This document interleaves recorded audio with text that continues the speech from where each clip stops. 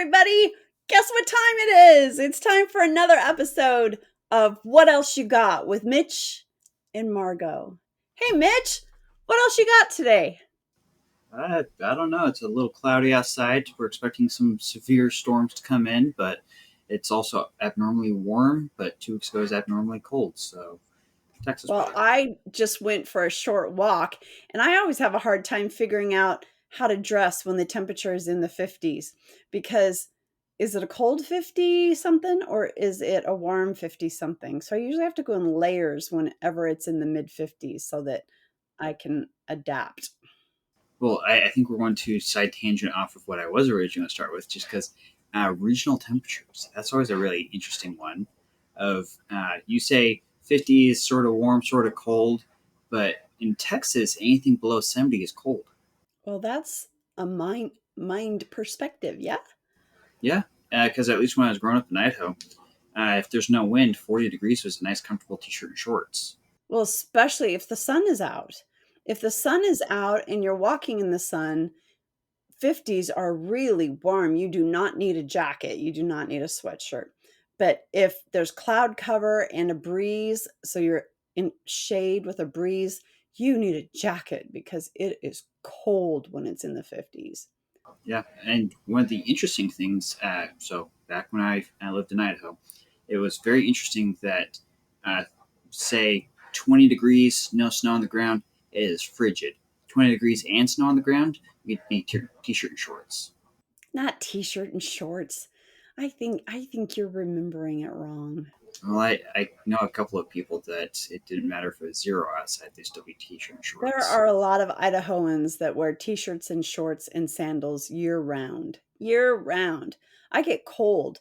So when I love to walk year round, but I have specific thermal sweatpants and so like I even have my thermal top on because I just came back from a walk, but thermals make a huge difference. I love to walk all year round and a hoodie, not a hoodie, I mean a beanie and gloves. If my hands are warm and my head is warm, I can walk in the super, super cold. The only tricky thing I've discovered is if it rained during the night and the temperatures are below freezing, it is dangerous to walk because it is slip sliding.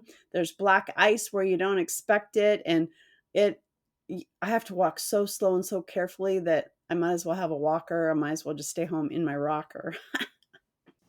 Well, it's very interesting where in some of the northern states, it's very interesting where if it's snow, ice, whatnot, people are still driving as if it's clear, even if the roads are completely slushed over, or iced over, or snowed over.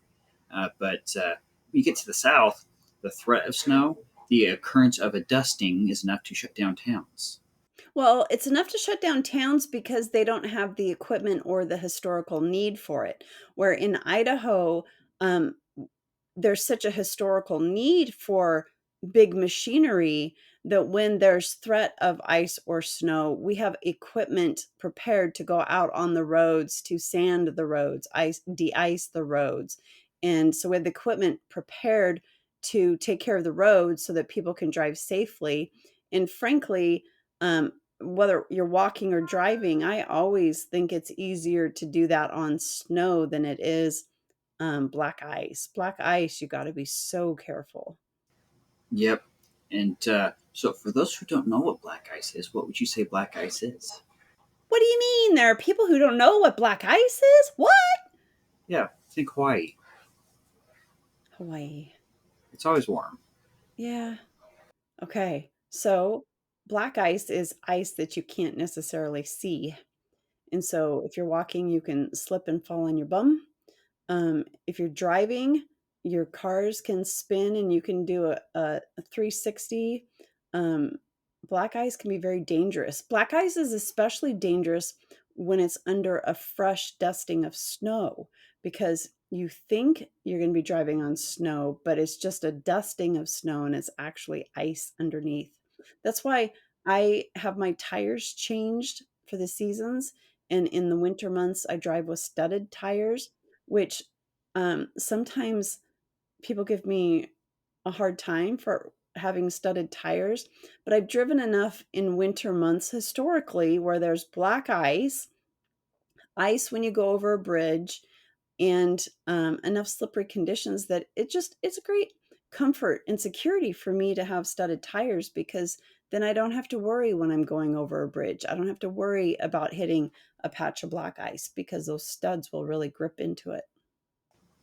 Yeah, it's always interesting, different weather hazards in different places and knowing how best to approach it. And it's just one of those that, at least in the northern states, when it snows, a lot of people know when it first snows, don't go out on the road because no one's used to it because they're used to driving in summer. And so snow, ice, and all that can make vehicles trickier to handle. And so it's just one of those that a lot of experienced drivers try to avoid it just because they know someone's going to not be ready for it and slide into someone else.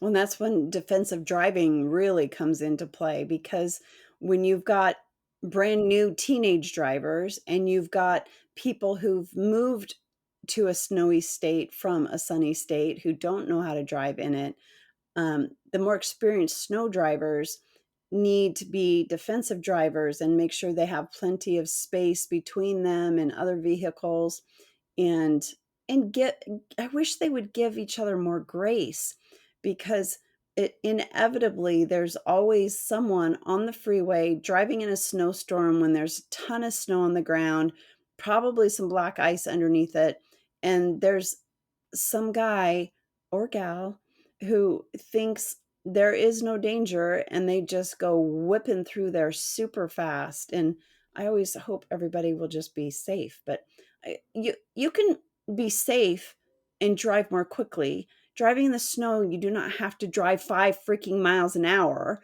You can drive a reasonable speed, but you need to drive a speed that's appropriate for the conditions. And if you don't know what that is, it might be a good day to stay home.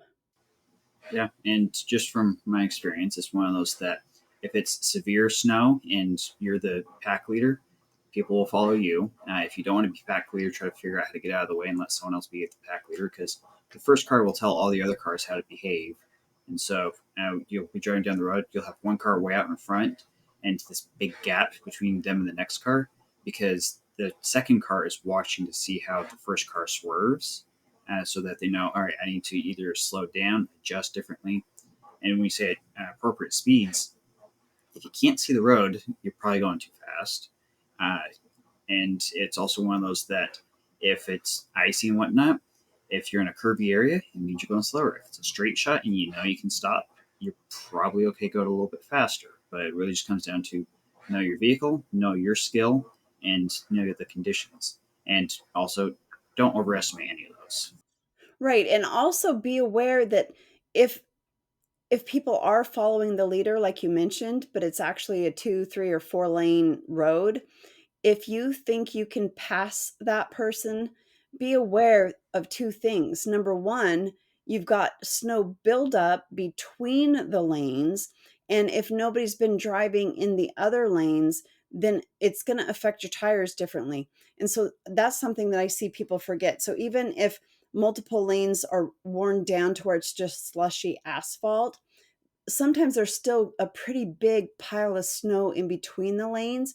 And so when they go to change lanes, they have the mindset of, okay, blinker on, hit the gas, go past this car.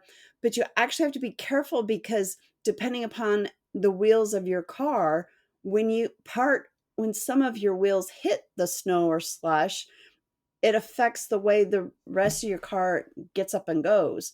And so sometimes people will spin out when they are trying to change lanes because they don't account for the change in what's the word, traction. Yeah, and I guess one way to describe it for those who aren't as used to it, it's like if you're going mudding or if you decide to go down a flooded road, as soon as you hit that puddle, it basically spins the car. The exact same thing happens with snow, and it's one of those that I've tried passing cars in snow, and you go over to that other lane, and either the resistance is high enough where your vehicle can't pick up speed and you have to get back over, or you hit it, you spin a little bit, but you can control it. but it takes twice as much effort to go the same amount of speed because no one else has blazed the trail, and so it takes basically, like I said, twice as much effort to pass something that would be normally easy. You need at least twice the distance to pass when it's a labored passing. Yeah, and then you have to be careful again switching back into the well-worn lane because again, your tires are going to hit the different surface, the different traction at different times, and it can cause your vehicle to spin out and throw you off the road. That's why oftentimes you see so many cars along the side of the road is because they just either they didn't manage the traction situation well, they didn't judge that well, or they hit some black ice, or they couldn't gauge where the edge of the road was and they actually went off the edge of the road. Yeah, and one of the things that I just thought of that's always entertaining is you have that rolling blockade of these big, heavy trucks that just seem to take up the entire road. Should you pass those guys? You mean like semi trucks or do you mean like giant pickup trucks? I'm talking snowplows. Oh, do not pass a snowplow Why? because it's dumb and it's dangerous. And the snowplow might not see you when it goes to maneuver. And because typically the spray of the snow is going toward in the US, going toward the right, which is toward the edge of the road, typically. It's But towards the edge either way. yeah, Because on a two lane, sometimes they push off to the left if there's space in the middle. If there's no space, they'll push off to the right, and then they'll have another truck behind to push that off again. yes. And so, even if it's a two lane, you might see three of them side by side just pushing. Yeah, but to your point of whether or not you should pass them, the answer is still no, because you don't know if there's another snowplow in front of the snowplow you see. There could be uh, multiple snowplows working together, and if you try to pass one, you could be in the way of the other, and you could cause a severe traffic accident. So do not pass a snowplow. And also, there's a reason why you're supposed to stay 200 feet behind them Yeah. because they usually are packing big, heavy sand loads. For if they slide, they'll put sand down so someone else doesn't. Or if they know it's a high risk area, they'll put it down too. And also depending upon the type of equipment, sometimes they're equipped to spray out sand behind them or de-icer behind them. And so if you're following too closely and nothing's coming out the back end, that sounds really inappropriate. You might be sadly shocked when all of a sudden someone flips a switch and there is something coming spraying out the back end, because if it's sand, it could cause problems for you. Yeah. So those are a couple reasons why you shouldn't pass. At what point is it appropriate to pass? When the snowplow pulls over to the side and stops. When they acknowledge that you can't pass it, basically. Yes, they'll put an arm out and wave you around, but they will pull over as far as they can to and slow down or stop so that it's safe for you to pass. Yeah. So they'll either pull over on the side of the road, they'll pull over into those weird U-turns in the middle of the interstate, or they'll take a off ramp to exit so they can go back the other way. But it's very much one of those that's pretty obvious when they're intending for you to move. If you think they're intending, it's not intended. Yeah. Yeah. Well, that was an interesting topic. I wasn't planning on talking about weather conditions and how they impact. We talked about traffic quite a bit. Do you like to go out for walks when it's raining or snowing? I like it when it's snowing, but here it's not as smart of an idea for lots of reasons. But yeah, it really depends, but it's generally quite nice. But here, usually when it's raining, it's a heavy rain. And so, where Idaho, your heavy rain is our light rain.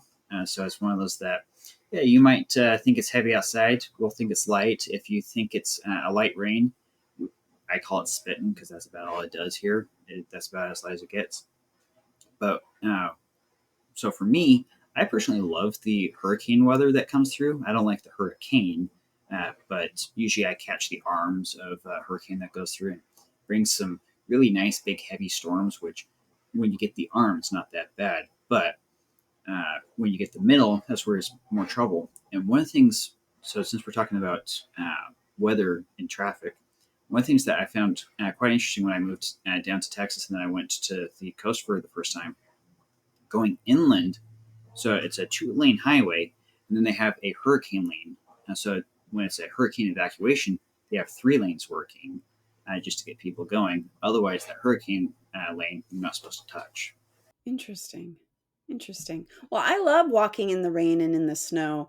I actually have 3 different rain jackets. So depending upon how heavy it's raining or if it's snowing, and I have water resistant pants, different from my thermal pants, different purpose.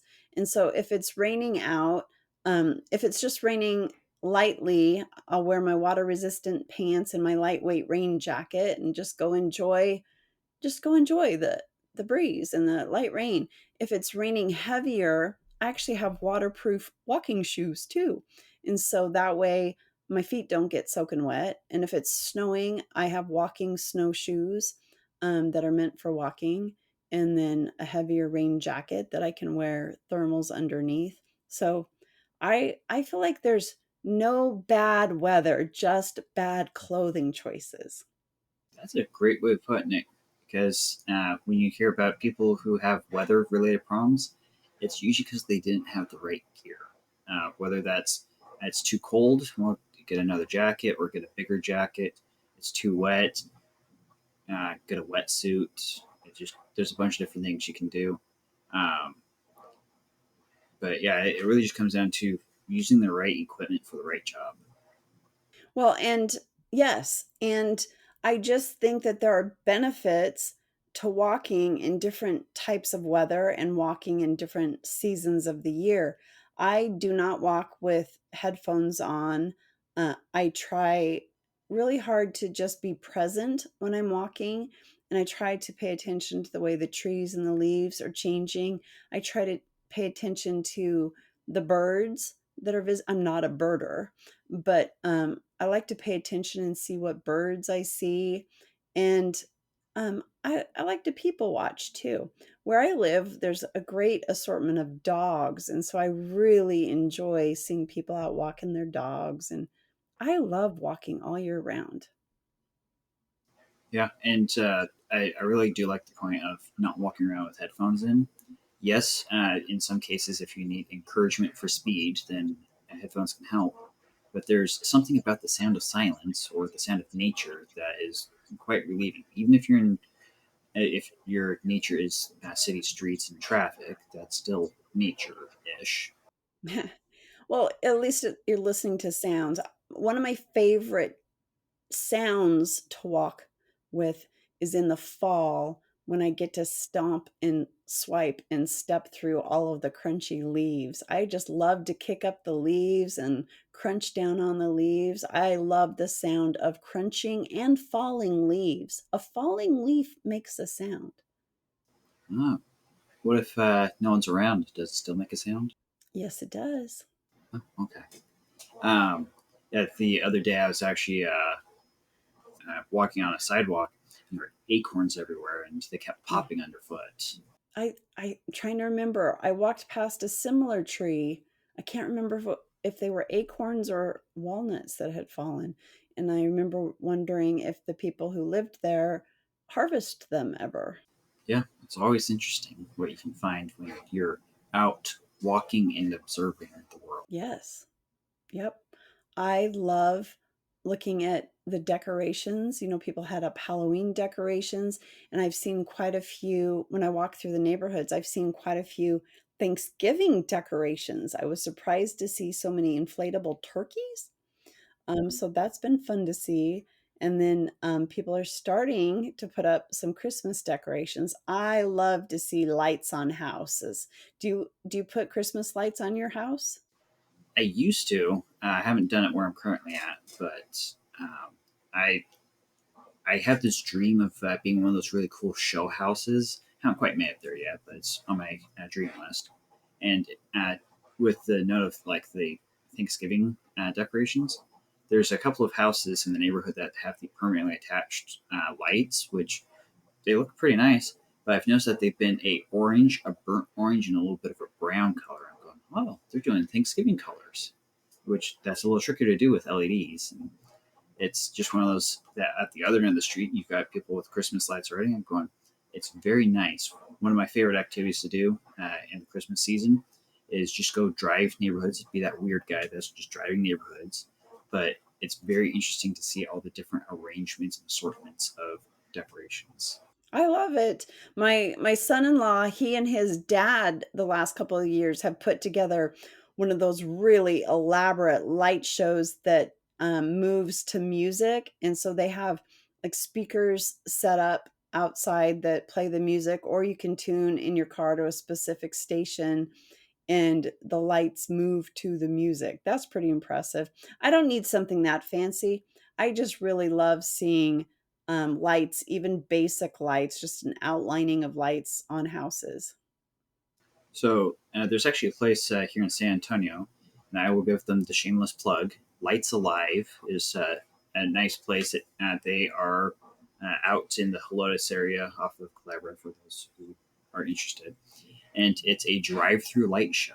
So you hop in your car, turn your radio to a certain station, turn off your lights, and just roll through. You'll see all kinds of different displays, and they're really cool to see. I think we have one of the drive-through ones here also. I'll have to look that up, but I know Sensi, the company, which is based in Meridian, Idaho, they have a huge light display, and they just turned on their big light display.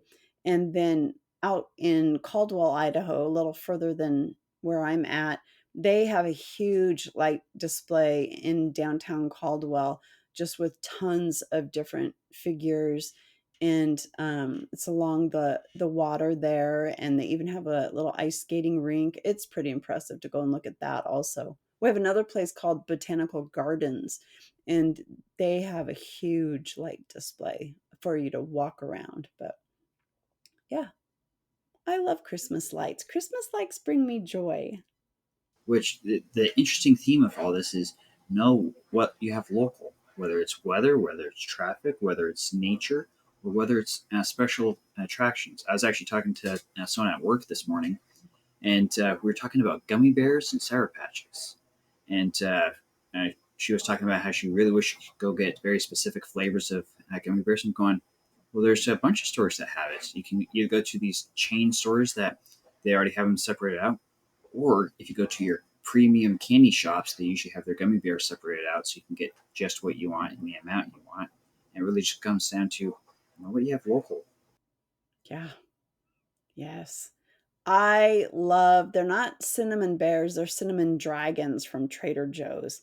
I love those. Those are so flavorful. I have trouble not eating an entire bag in one sitting. They're so delicious. Mm. Do you like cinnamon bears, cinnamon gummies? I'm not too much a fan of the cinnamon stuff because they're good, but I just don't quite care for them. I love them. Now I want some and I don't have any. Yep, the joys of the holidays. So, on that note, are you a pumpkin spice person? Oh, yes. Except I discovered one that I didn't like the other day. So I gave it away. I love most pumpkin spice everything. I just love the flavor. I love it. I love it. I love it. I also love the gingerbread flavor. So holiday seasonings bring me a lot of joy. I've never liked pumpkin pie. Ugh. Um, and I discovered the other day that I don't like pumpkin spiced Cheerios. I did But not yeah, care for it. it's just one of those that this seasonal offerings, even though some people say they're really horrible, sometimes they're really good. Sometimes the things that are really good, it can be sidestepped. Well, I'm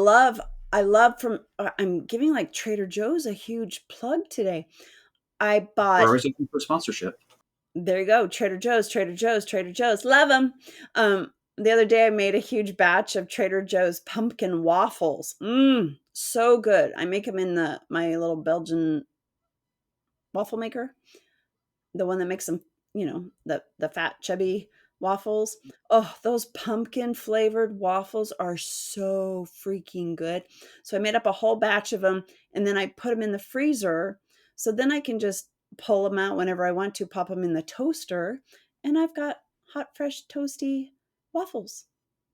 So interesting you say it pumpkin spice waffles. This weekend, my wife had us have pumpkin spice pancakes, and she wanted chocolate chips in them, and Ooh. those were actually pretty good. I bet that was really good. You know what? I don't know why my body loves waffles, but my body does not like pancakes.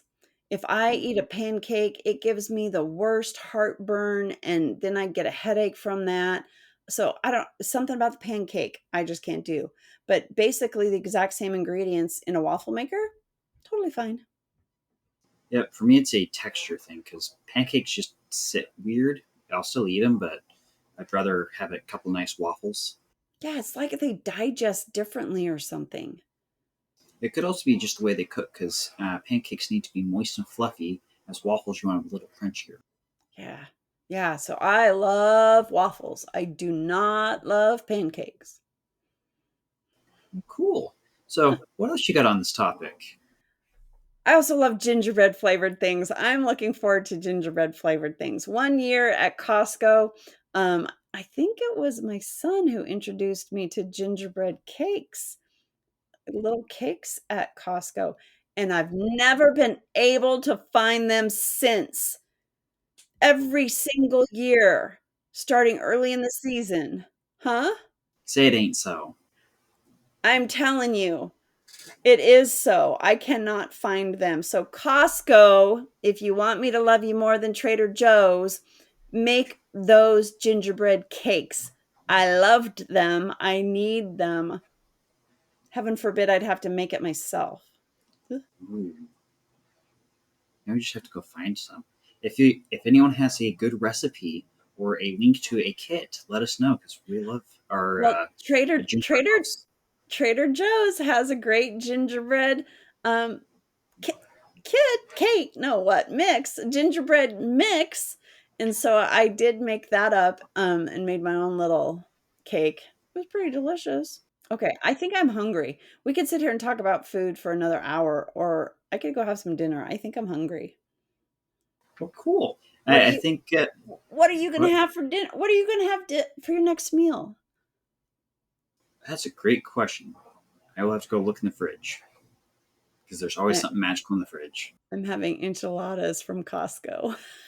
Ooh, Anyhow, I'm done. What else you got? I don't know. I think that's it. I'm getting hungry. I'm looking for a jacket to put on for the cold weather that's coming, and looking for some lights. Okay. But I think that's it for this one. Another episode of What Else You Got with Mitch and Marco. Feel free to put your comments on what your favorite holiday cold weather things are, and like, comment, subscribe. If you want, you can even put insults. But yeah, that's always interesting. It's all interactions. Because I used to do. All right, anyone have any thoughts, questions, concerns, insults, opinions, epiphanies? And I just go through a list, and so I just happened to skip half the list and put the other half. So there's my list. So we'll catch you guys on the next one of What Else You Got with Mitch and Margo, and we'll see you next time.